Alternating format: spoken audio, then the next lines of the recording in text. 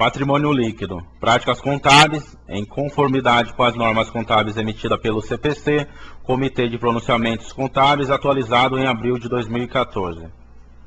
Assuntos tratados neste material: reserva de alienação de bônus de subscrição, destinação das reservas de capital, ajuste de avaliação patrimonial, reservas de lucro, reserva legal. Reserva de alienação de bônus de subscrição. É formada quando a empresa efetua a alienação para terceiros os bônus de subscrição. São títulos negociáveis emitidos dentro do limite do capital autorizado, podem ser alienados a terceiros ou dados como vantagens adicional aos subscritores de ações. Este bônus dá direito aos seus titulares de subscrever as ações da empresa. Os acionistas possuem preferência na aquisição dos bônus. Exemplo: contabilização da reserva de alienação de bônus de subscrição. Lançamento 1, pelo registro da alienação de bônus de subscrição. Débito: banco conta movimento, ativo circulante, crédito, reserva de alienação de bônus de subscrição, patrimônio líquido. Destinação das reservas de capital. As reservas de capital somente podem ser utilizadas para absorver prejuízos quando estes ultrapassarem as reservas de lucros. Convém observar que, no caso da existência de reservas de lucros, os prejuízos serão absorvidos primeiro por essas contas: resgate, reembolso ou compra de ações, resgate de partes beneficiárias. O artigo 200 da Lei nº 6.404 de 76, em seu parágrafo único, determina que o produto da alienação de partes beneficiárias, registrado na reserva de capital específica, poderá ser utilizado para resgate desses títulos. Incorporação ao capital, pagamento de dividendo cumulativo a ações preferenciais, com prioridade no seu recebimento, quando essa vantagem lhes for assegurada pelo Estatuto Social. Atenção especial precisa ser dada às reservas de resgate de partes beneficiárias. Elas constam de forma na lei como reservas, mas esse é um erro técnico. Se há obrigação de resgate desses valores mobiliários, a obrigação deve estar registrada no seu devido lugar, passivo e não patrimônio líquido. Assim, apesar da expressa colocação legal, o correto contabilmente é a classificação desses valores destinados ao resgate de partes beneficiárias como provisão no passivo circulante ou não circulante, conforme a circunstância. Ajuste de avaliação patrimonial.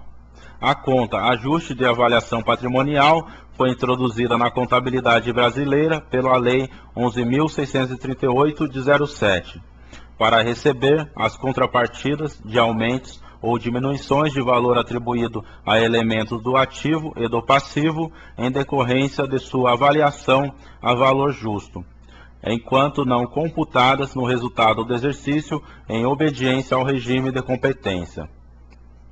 São registrados nessa conta, por exemplo, as variações de preço de mercado dos instrumentos financeiros, quando destinado à venda futura, e as diferenças no valor de ativos e passivos avaliado a preço de mercado nas reorganizações societárias, podendo seu saldo ser credor ou devedor. Cabe salientar que a conta não corresponde a uma conta de reserva, uma vez que seus valores não transitaram pelo resultado. Ajuste de avaliação patrimonial, exemplos de constituição e realização. Atualização do valor dos instrumentos financeiros. Os instrumentos financeiros destinados à venda futura, denominados de disponível para a venda, deverão ter seus valores atualizados pelo seu valor justo. O registro do valor justo será efetuado na conta de ajuste de avaliação patrimonial e serão deslocados para o resultado quando os ativos forem transferidos para a venda imediata ou quando efetivamente negociados, se essa alternativa ocorrer primeiro. Reorganizações societárias. Como ocorre com os instrumentos financeiros, em caso de cisões, fusões e incorporações, os ativos e passivos deverão ser avaliados a valor de mercado, sendo as contrapartidas registradas na conta de ajuste de avaliação patrimonial, não passando pelo resultado do período. Reservas de lucros. Reserva de lucros são as contas de reservas constituídas pela apropriação de lucros da companhia, como previsto pelo inciso 4º do artigo 182 da Lei nº 6.404, de 76. Conforme inciso 6º do artigo 202 dessa lei, adicionado pela Lei nº 10.303, de 01, caso ainda existam lucros remanescentes após a segregação para pagamentos dos dividendos obrigatórios e após a destinação para diversas reservas de lucros, esse deve ser também distribuído como dividendos. No caso das sociedades por ações, elas devem, em princípio, distribuir todos os lucros obtidos. Só não podem ser distribuídos os determinados pela lei, os autorizados pela lei, os determinados pelo Estatuto Social e aqueles que a Assembleia concordar em distribuir após justificativa.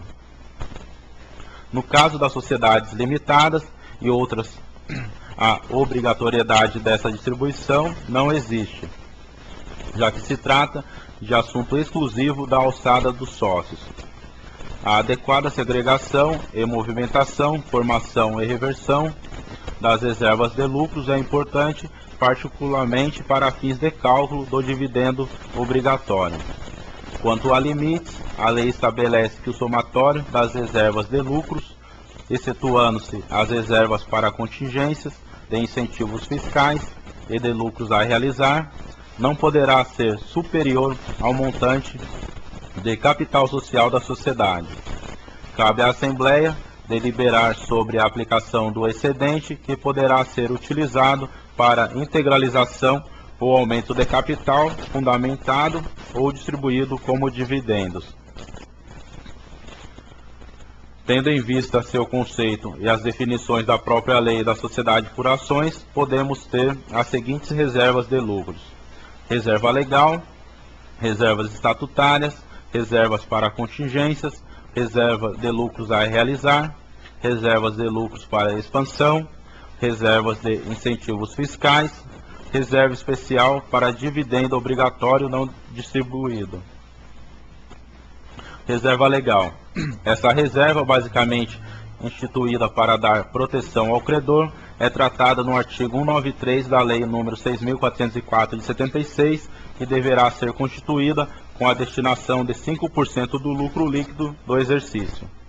Será constituída obrigatoriamente pela companhia até que seu valor atinja 20% do capital social realizado, quando então deixará de ser acrescida ou poderá, a critério da companhia, deixar de receber créditos quando o saldo dessa reserva, somado ao montante das reservas de capital, atingir 30% do capital social.